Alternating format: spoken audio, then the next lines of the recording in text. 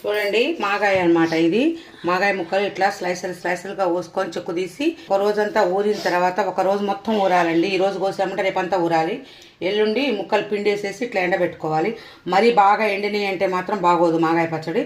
ఇట్లా కొంచెం ఇట్లా తడి పొడి ఆరిపోతే మనకి బాగానే ఉంటుంది. ఇదిగోండి దీనిలో కారం వేసాను. ఇదిగోండి మెంతిపిండి కదా, మెంతిపిండి పావుసేరు ఉప్పు పోస్తే పావుసేరు కారం పోసండి. పావుసేరు తక్కువ ఉప్పు, పావుసేరు నిండా కారం.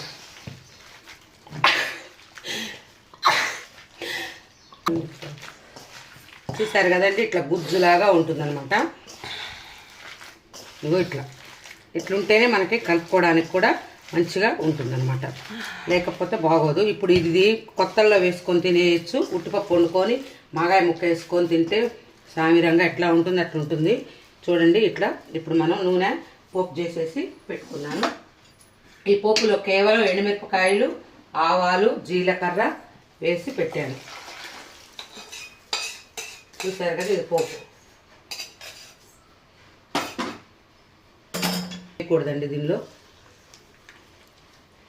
వెల్లుల్లిపాయ వేస్తే బాగోదు. వెల్లుల్లిపాయ అసలు వేయం మేము. మాగాయ అంటేనే మంచిగా మాగాయ అన్నమాట. ఇది మాగే కొద్దీ రుచి ఉంటుంది. దీనిలో నూనె కూడా మంచిగా పడుతుంది. అలానే కారం కూడా సూపర్ అంటే సూపర్ ఉంటుంది అనమాట. ఇగో మరిన్ని ఎండుమిరపకాయలు వేసుకొని, కేవలం విజయ పల్లి నూనెనండి పచ్చడికి మాత్రం. ఆవకాయకైనా అసలు ఏ పచ్చడికైనా సరే, టమాటా కారం కానీ ఏదైనా సరే నేను మాత్రం విజయ పల్లి నూనె మాత్రమే వాడతాను. ఇదిగోండి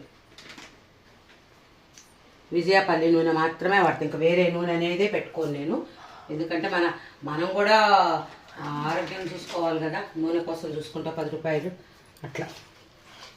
ఇక ఇప్పుడు చూసిన తర్వాత కొంచెం చల్లారింది కదా, ఇప్పుడు చేతితో కలుపుతున్నా చూడండి. ఇలా గుజ్జుగా మంచిగా ఉంటుంది.